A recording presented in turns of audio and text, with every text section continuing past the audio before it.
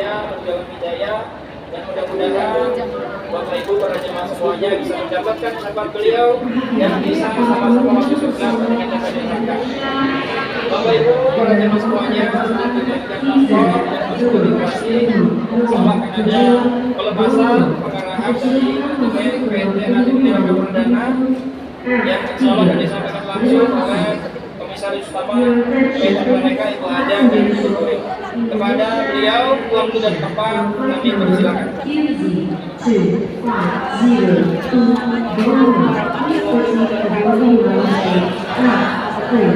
Bapak Ibu sehat? Semangat? Harus semangat karena mau jadi tamunya Allah. Ya, mudah-mudahan perjalanannya penuh dengan rahmat dan ridhonya Allah.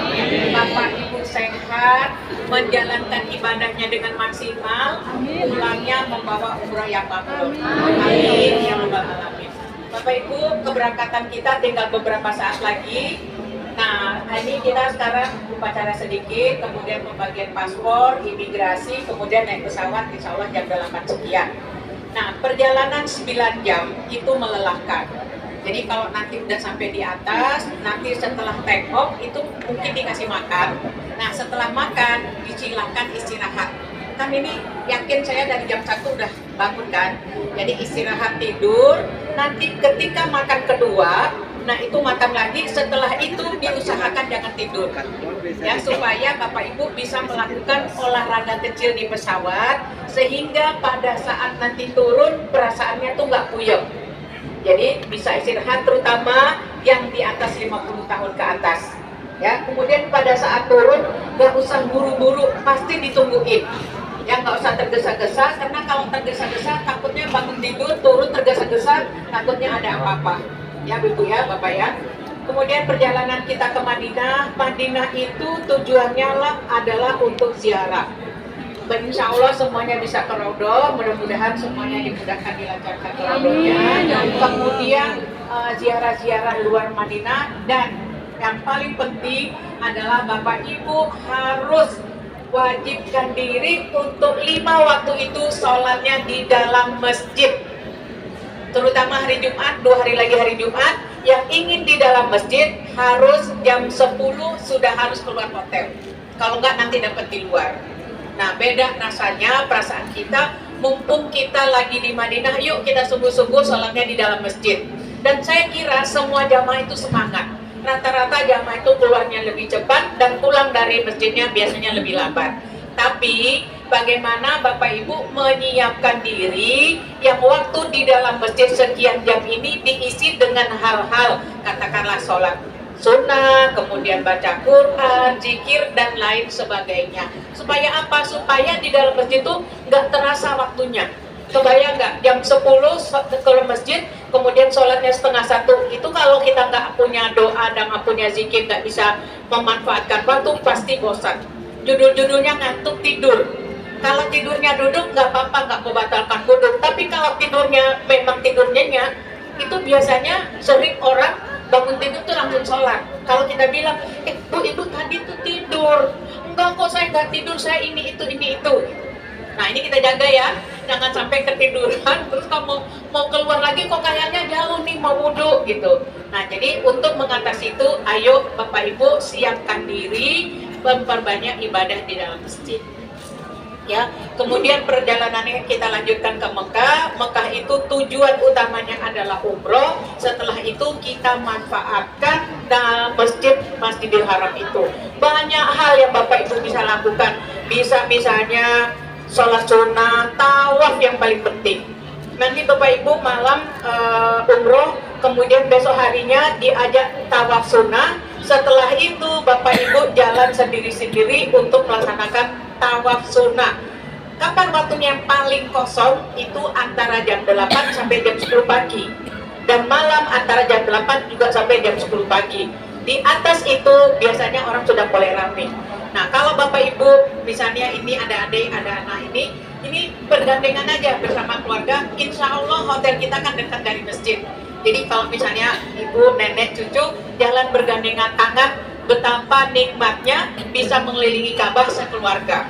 Insya Allah kalau Bapak Ibu nggak mau tenaga berat, agak melipir agak jauh sedikit itu sekitar 45 menit. Tapi kalau yang muda-muda, suami istri muda-muda itu melipir dekat Ka'bah paling 30 menit.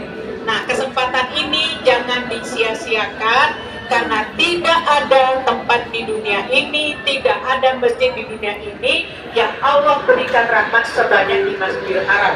Rahmat terbanyak diberikan kepada orang yang tabah. Sepakat Bapak Ibu kita berkali-kali tawaf sunnah. Alhamdulillah, mudah-mudahan semangatnya ini tetap membara sampai dengan nanti pulang. Kemudian di situ ada multazam. Silakan berdoa di antara Hajar Aswad pintu Ka'bah itu ada multazam. Nah, saya sarankan ke multazam yang muda-muda saja karena itu benar-benar berjuang gitu. Nah, berikutnya kita punya Hajar Aswad. Silakan yang muda-muda, yang tua jangan karena memang kondisinya sulit.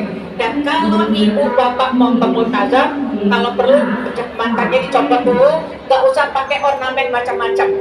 Jadi benar-benar siap dan ada orang di belakang yang ngeliatin kita. Insya Allah itu dapat, gitu ya. Kemudian Bapak Ibu di samping umroh dan itu, nah lain-lainnya di antara hal-hal yang mengembirakan, saya minta tolong rata-rata orang Indonesia itu ke masjid itu jam 2:30 jam 3. Sholat subuhnya menjelang jam 6. Nah itu kan kita ada waktu 3 jam. Nah jam 6, jam 3 berarti di Indonesia udah jam 7. Kalau jam 6 berarti udah jam 10. Nah ini paling menggoda adalah penggunaan handphone. Jangan sampai karena nggak ada yang bahan untuk dibuat zikir, nggak punya waktu buat sholat, nggak punya waktu buat main baca Quran, akhirnya main handphone. Ada siaran langsung, ada Instagram, ada video call. Kalau yang terganggu diri kita sendiri, ya nggak apa-apa lah, orang kita yang ngamen tidak nanggung. Tapi jangan lupa, orang datang ke Saudi itu waktunya nggak selamanya bisa. Jangan sampai dia mau sholat, dia mau zikir gara-gara video callan kita. Biasanya video call tuh nggak berisik-bisik, langsung lihat di foto ini. Tuh lihat nih masjidnya ini itu gitu. Akhirnya kan orang nggak bisa khusyuk. Nah kalau bisa selama di dalam Masjidil Haram, kalau nggak penting-penting banget, handphonenya boleh nggak kita tutup dulu selama 3 jam atau 2 jam setengah atau 2 jam. Sisanya itu benar-benar kita maksimalkan untuk melaksanakan ibadah di dalam Masjidil Haram. Ya, di dalam Masjidil Haram biasanya perempuan agak bisa bersatu dengan suaminya, tapi nggak bisa dempetan. Kalau di Masjid Nabawi benar-benar terpisah.